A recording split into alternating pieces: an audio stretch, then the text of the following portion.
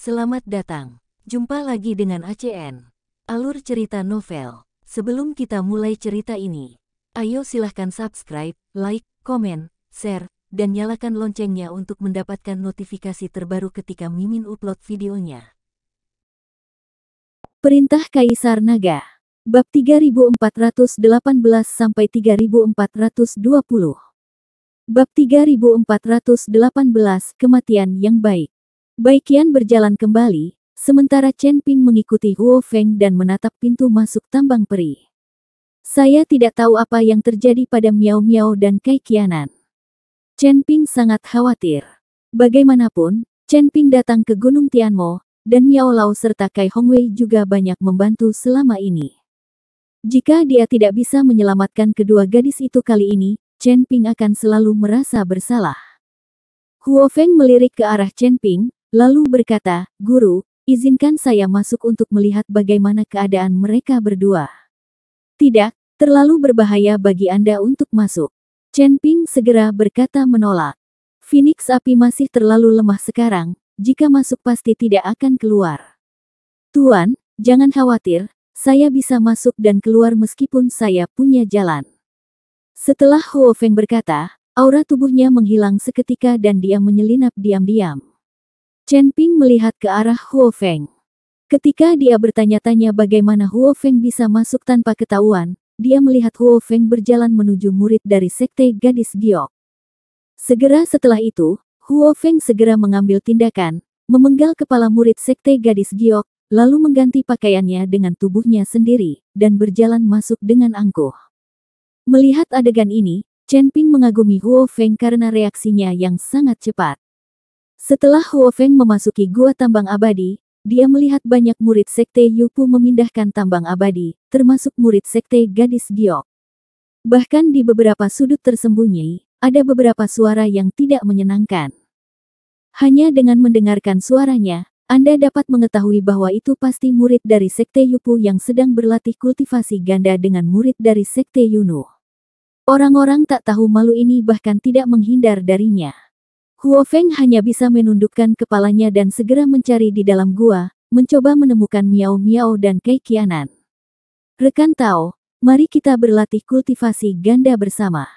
Saat Huo Feng sedang memeriksa di dalam gua, seorang pria berjanggut tiba-tiba menghentikan Huo Feng. Pria besar itu menatap lurus ke arah api Phoenix dengan matanya yang hampir tertawa terbahak-bahak. Huo Feng memandang pria besar yang tiba-tiba muncul dan langsung menjadi gugup. "Aku benar-benar tidak menyangka Sekte Gadis Giok memiliki murid yang begitu cantik. Kita berdua akan berkultivasi bersama. Izinkan aku, saudaraku, sangat mencintaimu." Pria berjanggut itu menyeka air liurnya dan berjalan menuju api Phoenix. Huo Feng tampak gugup dan terus mundur. Dia tidak bisa bergerak di sini. Jika dia melakukannya, dia akan ketahuan dan dia pasti tidak akan bisa keluar. Dia bahkan mungkin dipermalukan oleh orang-orang ini. Tetapi jika dia tidak mengambil tindakan, pria besar ini jelas jatuh cinta pada Huo Feng, dan dia menutup matanya selangkah demi selangkah, sepertinya dia tidak akan menyerah sampai dia mengikuti kultivasi ganda Huo Feng. Tepat ketika Huo Feng berada dalam dilema, seseorang tidak jauh dari sana tiba-tiba berteriak, "Husi, Master Sekte memintamu untuk mengirimkan peri milikku, cepatlah." Mendengar ini, pria berjanggut itu langsung setuju dengan enggan. Kemudian dia melihat ke arah Huo Feng dan berkata, "Kakak, tunggu saudaramu. Jangan berlatih kultivasi ganda dengan orang lain. Kamu harus menunggu saudaramu."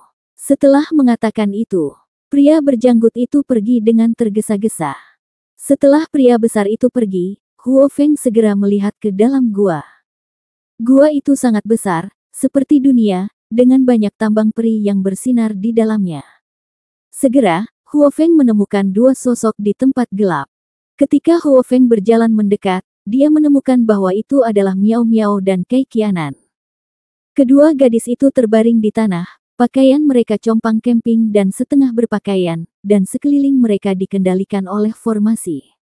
Yang terpenting adalah tubuh bagian bawah kedua gadis itu berlumuran darah. Terlihat jelas bahwa mereka telah mengalami penyiksaan yang tidak manusiawi. Melihat Miao Miao dan Kai Qianan, mata Huo Feng merah dan giginya terkatup. Meskipun Huo Feng sudah lama tidak mengenal Miao Miao dan Kai Qianan, melihat pemandangan ini membuat Huo Feng sangat marah. Dia tidak sabar untuk segera membunuh semua orang Yupumen ini. Yupumen, kalian sekelompok binatang buas, tidak pantas mendapatkan kematian yang baik. Mata Huo Feng penuh amarah. Hei, apa yang kamu lakukan? Pergi dan pindahkan peri milikku. Tepat ketika Huo Feng sangat marah, seseorang berteriak pada Huo Feng. Melihat ini, Huo Feng mengangguk dengan cepat dan segera pergi. Dia tidak bisa mengeluarkan Miao Miao dan Kai Qianan sekarang. Bab 3419 Penanggulangan setelah meninggalkan Gua Tambang Abadi, Huo Feng menahan amarahnya dan tiba di sisi Chen Ping. Huo Feng, apa kabar? Pernahkah kamu melihat mereka berdua? Tanya Chen Ping. Huo Feng mengangguk dan tidak berkata apa-apa. Tapi melihat ekspresi Huo Feng, Chen Ping mengerutkan kening dan langsung merasakan firasat buruk di hatinya. Katakan padaku, bagaimana kabar mereka berdua? Chen Ping bertanya dengan cemas. Tuan, orang-orang dari Yupumen itu bukan manusia. Mereka bukan manusia. Miao Miao dan Kai Qianan dirusak oleh mereka. Mereka telah menghancurkan mereka hingga kondisi yang mengerikan. Setelah mengatakan itu, Huo Feng menangis. Setelah mendengar ini, Chen Ping tertegun, matanya langsung berubah menjadi merah, dan amarahnya terus membara. Tapi Chen Ping tidak kehilangan akal sehatnya. Dia tahu bahwa jika dia kehilangan akal sehatnya dan bergegas masuk saat ini, dia tidak hanya tidak bisa menyelamatkan Miao Miao dan Kai Qianan, tapi dia bahkan mungkin membahayakan mereka. Meski keduanya hancur sekarang, nyawa mereka tidak dalam bahaya. Chen Ping memejamkan matanya sedikit dan berusaha keras untuk menenangkan diri. Dia tahu bahwa dia tidak sabar menunggu Bai Qian mencari bantuan sekarang. Kita hanya bisa mengandalkan dia dan Huo Feng untuk menemukan cara menyelamatkan rakyat. Setelah merenung sejenak, Chen Ping bertanya kepada Huo Feng, setelah Anda masuk, apa yang dilakukan orang-orang dari Sekte Gadis Giok dan Sekte Yupu? Beberapa orang memindahkan tambang peri, dan beberapa melakukan budidaya ganda. Huo Feng berkata jujur. Apakah ranjau peri mereka ditumpuk atau disimpan secara terpisah? Chen Ping bertanya. Dalam pandangan Chen Ping, meskipun Sekte Gadis Giok dan Sekte Yupu sering berlatih bersama, mereka melakukannya demi keuntungan mereka sendiri. Sekarang mereka semua berkumpul untuk mengumpulkan mineral peri. Mereka ditumpuk secara terpisah dan ditambang sendiri. Sepertinya mereka tidak bekerja sama, kata Huo Feng. Setelah mendengar ini, Chen Ping langsung mendapat ide. Dia mengeluarkan manik pengikat angin dari cincin penyimpanan. Huo Feng, ketika kamu masuk sekali, ambillah mutiara pengikat angin ini, lalu katakan bahwa kamu telah menggalinya di dalam. Ingatlah untuk memberikan mutiara pengikat angin ini kepada penguasa Sekte Gadis Giok, dan jangan pernah memberikannya kepada siapapun yang lain. Chen Ping menjelaskan kepada Huo Feng. Tuan, mutiara pengikat angin ini adalah hartamu, bagaimana kamu bisa memberikannya kepada orang lain? Huo Feng sangat bingung. Jadi Chen Ping menjelaskan, saya hanya ingin menggunakan Feng Feng Su ini untuk membuat Yufumen dan Yupumen bertarung. Selama mereka berada dalam kekacauan, kita akan memiliki kesempatan untuk menyelamatkan Miao Miao dan Kai Qianan. Mendengar Chen Ping menjelaskan, Huo Feng akhirnya mengerti, mengangguk dan mengambil manik pengikat angin. Chen Ping juga mengetahui nilai dari manik pengikat angin. Dengan manik pengikat angin ini, akan lebih mudah bagi Chen Ping untuk menyadari asal mula sistem angin. Namun, jika dia tidak menemukan harta karun yang mempesona sekarang, Sekte Gadis Giok dan Sekte Giokpu tidak akan bisa terjadi perkelahian. Huo Feng mengambil mutiara pengikat angin dan berjalan menuju Gua Tambang Abadi. Pada saat ini, di gua kecil di sebelah Gua Tambang Abadi, Hai Ande, master dari Sekte Yupu, baru saja menyelesaikan budidaya ganda dengan Fu Naisi, master dari Sekte Gadis Giok. Keduanya berkeringat deras dan sangat bahagia. Tuan Fu, aku cukup baik padamu, kan? Aku tidak memonopoli peri sebesar itu, jadi aku memanggilmu ke sini, kata Hai Ande dengan senyum menawan. Fu Naisi tersenyum dingin, Tuan Haimen, jangan berkata begitu baik. Anda tidak dapat menyelesaikan tambang peri sebesar itu sendirian, dan Anda takut seseorang akan mengetahuinya dan Anda tidak dapat mengatasinya, jadi Anda menelepon saya di sini. Jangan. Titik. Ini sangat mulia. Ini hanya transaksi antara kamu dan aku. Yang ada hanya kepentingan. Jangan bicara tentang perasaan denganku. Ketika Hyande mendengar ini, dia langsung tersenyum canggung dan berkata, tidak ada yang bisa luput dari pandangan Master Sekte Fu, tapi ini saya menemukan tambang abadi terlebih dahulu dan kemudian memanggil Anda, jadi jangan bersaing dengan saya dalam hal kuantitas. Jangan khawatir, kami hanya mengambil 40%, dan 60% sisanya akan diberikan kepadamu Yupumen, kami tidak akan memperjuangkannya. Fu Naixi berkata dengan nada menghina. Itu bagus. Hyande tersenyum tipis. Tepat setelah kedua orang itu duduk, mereka tiba-tiba mendengar seseorang mulai berteriak di luar gua kecil. Bab 3420, pertarungan dimulai. Fu Naixi dan Hyande buru-buru keluar dari lubang kecil. Hyande meraih murid Sekte Jadepu dan berkata, apa yang terjadi? Apakah seseorang mencoba merampok tambang abadi? Master Sekte, bukan seseorang yang mencoba merampok tambang abadi, tetapi seseorang menggali sebuah bola, yang mana mungkin merupakan harta langka. Murid itu menjawab. Ketika Hyande mendengar ini, dia buru-buru berlari ke arah semua orang berlari. Melihat ini, Fu Naixi pun mengikuti. Dan di bagian terdalam dari gua tambang abadi, seorang murid dari Sekte Gadis Giok sedang memegang manik pengikat angin dan berdiskusi dengan murid-murid dari Sekte Yupu. Bola ini ditemukan oleh murid kami dari Sekte Gadis Giok, mengapa saya harus memberikannya kepada Anda? Murid dari Sekte Gadis Giok bertanya. Pada saat ini, seorang murid Sekte Jadepu yang berpakaian tipis berkata, kami menemukan seluruh tambang abadi ini. Tentu saja barang-barang di dalamnya adalah milik kami. Serahkan dengan cepat. Kakak laki-laki berkata itu benar, barang itu milik kami. Serahkan secepatnya. Serahkan, atau aku akan bersikap kasar padamu. Para murid Sekte Yupu berteriak satu demi satu.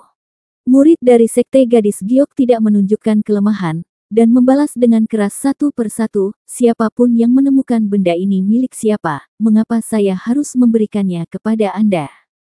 Jika saya tidak memberikannya kepada Anda, bukan masih ingin merebut barang yang kita temukan. Jangan berpikir bahwa Sekte Yunfei kami mudah untuk ditindas. Untuk sesaat, Sekte Yunfei mengikuti murid-murid Sekte Yupu, berteriak bahwa mereka akan memulai perkelahian. Diam, semuanya. Hyande tiba bersama Fu Naixi, jadi dia menyuruh semua orang tutup mulut. Melihat kedatangan Fu Naixi, murid Sekte Gadis Giok buru-buru menyerahkan mutiara Dingfeng dan berkata, Guru Sekte, murid Sekte Gadis Giok kami menemukan bola ini, dan sekarang mereka, orang-orang dari Sekte Yupu, ingin merebutnya. Fu Naixi mengambil mutiara pengikat angin dan matanya langsung berbinar, karena dia bisa merasakan nafas di dalam mutiara pengikat angin, dan dia bahkan bisa mendengar suara angin. Meskipun Fu Naixi tidak mengetahui nama mutiara pengikat angin ini, dia tahu bahwa apa yang dia temukan di medan perang antara dewa dan iblis ini pastilah sebuah harta karun. Mata Hyande berbinar ketika dia melihat mutiara Feng Feng di tangan Fu Naixi, dan dia buru-buru berkata, Tuan Fu, biarkan saya melihat harta macam apa bola ini.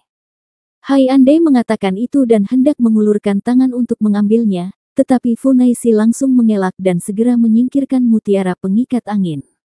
Saat Hyande melihat ini, wajahnya langsung berubah dingin. Tuan Fu, apa maksudmu dengan ini?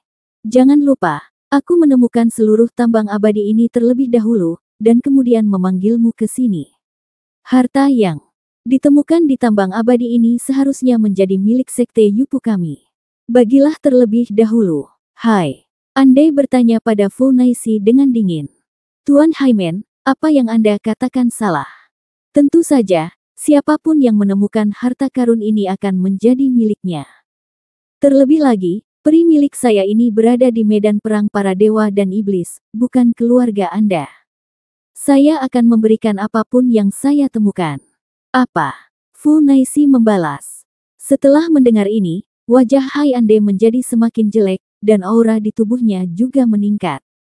Melihat ini, Fu Naixi pun berdiri dan bersiap. Para murid di kedua sisi juga mengambil sikap. Tuan Fu, saya harap Anda berpikir jernih.